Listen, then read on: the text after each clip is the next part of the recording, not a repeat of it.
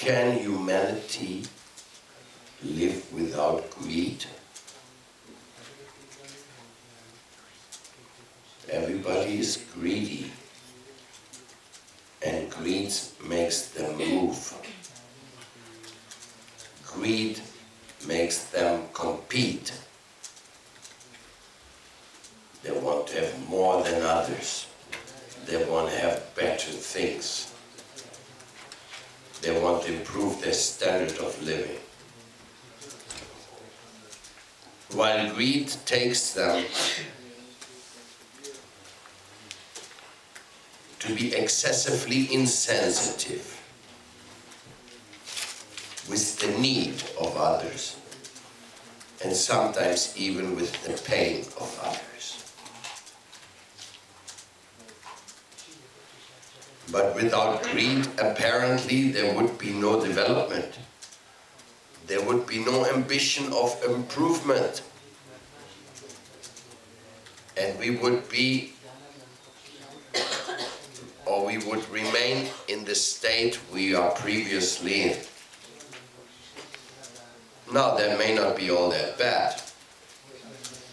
If we would live in harmony with nature like indigenous people do, our world would probably be a less damaged place. But whatever it is, there are three motivations to do things. Fear, or in this case greed, because greed and fear, they go together. It's just another variety of it. Then there is the next stage of doing what has to be done. Out of a sense of duty, we have to do it because nobody else will do it, and we accept that this duty has come to us. Number third, attachment. Because you're very attached to getting something done, you're very attached to certain people and want to do what they like to be done, so you do it. And the final and the highest impulse of doing things is called love. Prema.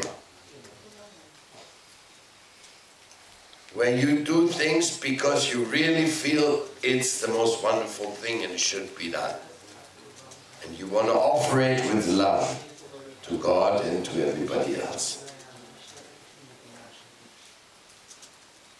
If people are trained up in love, they would improve things for the sake of love.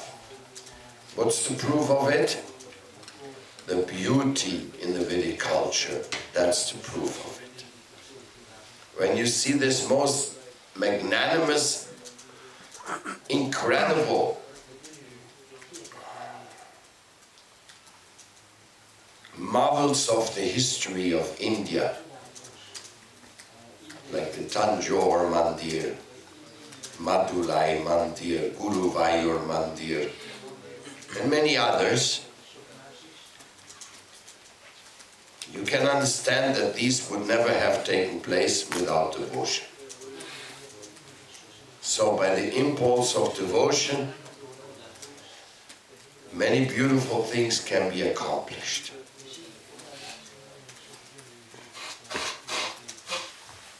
And we are trying to follow that line of thought when we try to do something valuable in our life.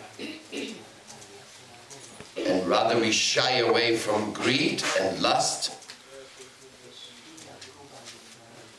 and from anger. Because lust, anger and greed, they are the royal roads to hell.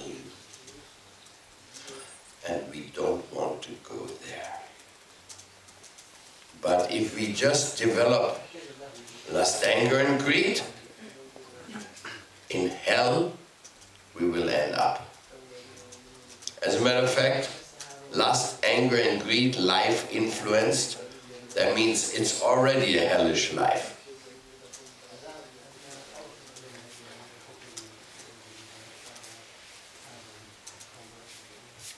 Make your efforts with devotion, but make your efforts. Don't become negligent. life needs always some improvements. And in order to become a better servant of Sri Krishna, we should be always very flexible and try to do what the Lord has in mind for us, because He's everybody's well-wisher, so He has the best thing in mind.